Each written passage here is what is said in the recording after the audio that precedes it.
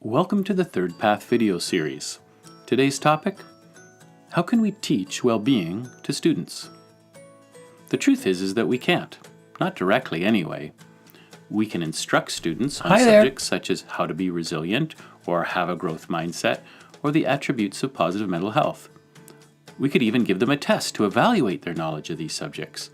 However, even if the student got a perfect score on a test of their knowledge, they still may not actually be resilient or have positive mental health.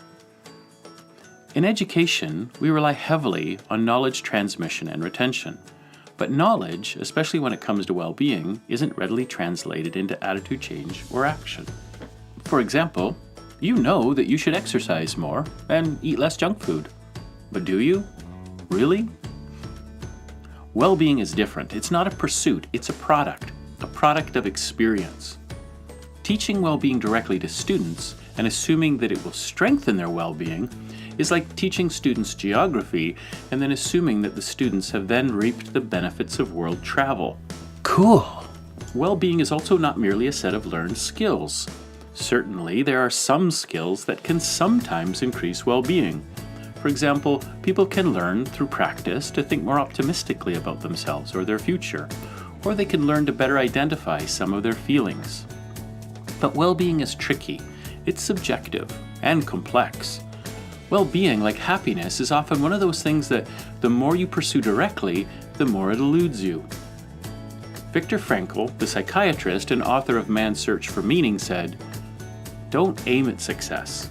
The more you aim at it and make it a target, the more you are going to miss it. For success, like happiness, cannot be pursued. It must ensue." Consider, for example, when experts in human behavior found a link between self-esteem and performance. Educators were then told to boost self-esteem in all of their students. For decades, students were protected from failure and encouraged to itemize the qualities that made them special. But when a review of the research was finally done, the opposite of what was believed turned out to be true. High self-esteem was more associated with lower levels of success, and sometimes even antisocial behavior. Higher self-esteem led to a sense of personal entitlement, and frequent experiences of success led students to avoid doing challenging work. What then should educators do? How should we actually strengthen well-being in our students? Well, consider how a parent develops well-being in their child. They don't just sit their child down and give them a lecture on resilience. They don't ask the child to complete a list of their strengths. They don't explicitly teach the skills of well-being. Instead, they focus on creating a safe, caring, and responsive home. They build a strong and supportive relationship with their child. And slowly, through the many ups and downs of childhood, with the support of loved ones, the child develops well-being. It sounds easy, but it's not. Parenting is tough, and meeting the diverse needs of a classroom full of children is even tougher.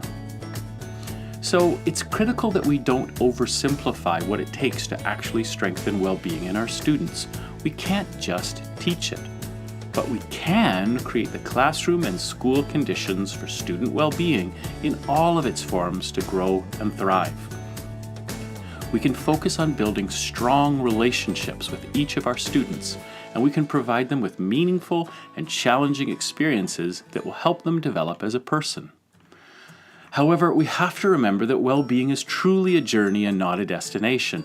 It's a long and personal path. There is no shortcut to well-being, no quick set of skills that will magically make it happen. Children develop genuine well-being only when the people around them truly care about them. Children learn to love themselves and one another not by listening to lectures about love. They learn to love when they are surrounded by loving adults. For more information, go to thirdpath.ca and check out the new book from Nelson called The Third Path, a relationship-based approach to student well-being and achievement.